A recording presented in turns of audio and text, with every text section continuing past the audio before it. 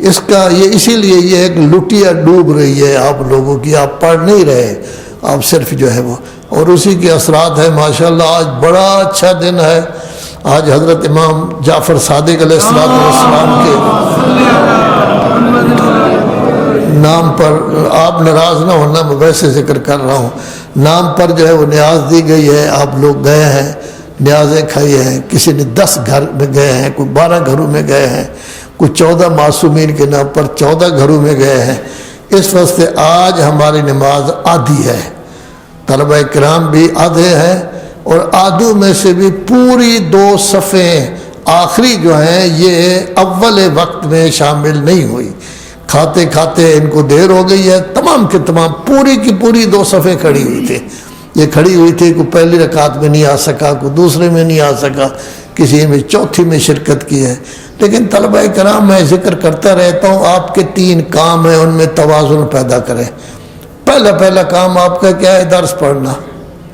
تو درس کی چھٹی ٹھیک نہیں ہوتی، آپ اگر اس وجہ سے کہ آج نیاز ہے درس کی چھٹی کرتے ہیں، یہ ادارے پر بھی ظلم ہے اور آپ اپنے اوپر بھی ظلم کر رہے ہیں۔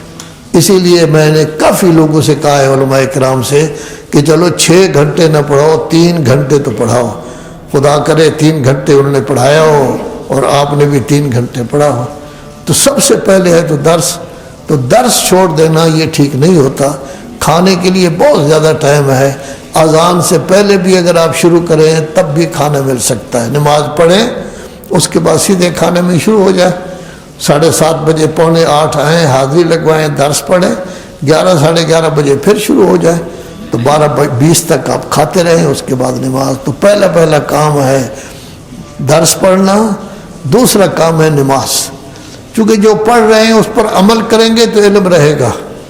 اگر ہم طالب علم نماز پابندی سے پڑھیں گے اول وقت میں تو پھر علم رہے گا، اور اگر نماز کو اہمیت نہیں دیں گے، یہ اگر عالم بنے گا تو غلط عالم بنے گا، اچھا عالم نہیں بنے گا۔ بلکہ آپ لوگوں کے لیے تو ضروری ہے کہ نماز کے ساتھ ساتھ نماز شب بھی پڑھیں۔ اب دیکھیے بزرگان بیٹھے ہوئے ہیں، لمحہ پڑھنے والے، دوسرے چھوٹے چھوٹے بچے 40-45 نماز شب پڑھ رہے ہوں اور آپ لوگ بیٹھے ہوئے ہوں یا لیٹ آئیں تو عیب کی بات ہے۔ عام طور پر ایسا ہوتا ہے، بڑے کو دیکھ کر چھوٹا جو ہے وہ رنگ پکڑتا ہے۔ اب اگر چھوٹے تو نماز شب پڑھ رہے ہیں اور بڑے حضرات جو ہے وہ کمرے میں بیٹھے ہوئے ہیں، یہ ٹھیک نہیں۔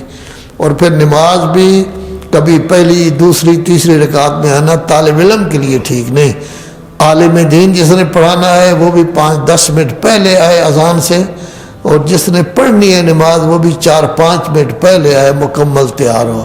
اگر لیٹ بھی ہو جائے تو جب اللہ کا منادی، کوئی بھی اذان دے رہا ہو وہ اللہ کا منادی ہے، بلال ہو تب بھی اللہ کا منادی ہے، آج کل کا کوئی ہو تب بھی اللہ کا منادی ہے۔ جب وہ کہتا ہے حی علی الصلاۃ تو آپ چل پڑیں، جب وہ کہتا ہے حی علی الفلاح تو مسجد کے قریب آ جائیں، جب وہ کہے حی علی خیر العمل، بعض ہمارے بھولے بادشاہ اس کے ساتھ لبیک کہنا شروع کر دیتے۔ پاگلو، لبیک کیا ہے؟ کس چیز کی لبیک کہہ رہے ہیں؟ کیا کر رہے ہیں آپ لبیک کہہ رہے ہیں؟ کس نے کہا ہے حی علی خیر العمل کے بعد؟ چونکہ ہماری قوم میں بھی، حتیٰ مسلمان قوم میں اضافے اپنی طرف سے بڑھوتی۔ یہاں حی علی خیر العمل کا مطلب یہ ہے کہ مسجد میں پہنچ جاؤ۔ پھر جب کہتا ہے اللہ اکبر آپ کہیں یا اللہ میں تو موجود ہوں۔ جب وہ کہتا ہے لا الہ الا اللہ تو آپ کہیں یا اللہ میں تو آپ ہی کو سب کچھ سمجھتا ہوں، میں نے کوئی کام نہیں کیا۔ یہ اگر ہے تو آپ پھر طالب علم ہیں، اگر نہیں تو پھر ایسی صورت میں طالب علم نہیں۔ تو پہلا کام آپ کا کیا ہے؟ درس پڑھنا۔ دوسرا کام ہے عمل کرنا، یعنی نماز پابندی سے اول وقت میں پڑھ۔ تیسرا کام ہے کھانا کھانا۔ کھانا کیوں کھاتے ہیں؟ زندہ رہنے کے لیے، تاکہ زندہ رہیں، قوت بحال ہو اور ہم یہ پڑھ سکیں۔ لیکن کھانا بھی وزن کا کھانا چاہیے۔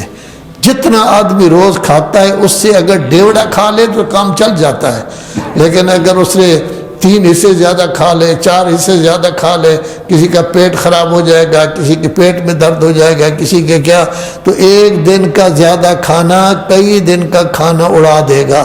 تو فائدہ تو نہ ہوا کہ بعد میں 4-5 دن آدمی کھا نہ سکے۔ تو تھوڑا تھوڑا کھائیں، لیکن ایک درس بھی ہونا چاہیے تھا اور نماز کی بھی پابندی ہونی چاہیے تھی۔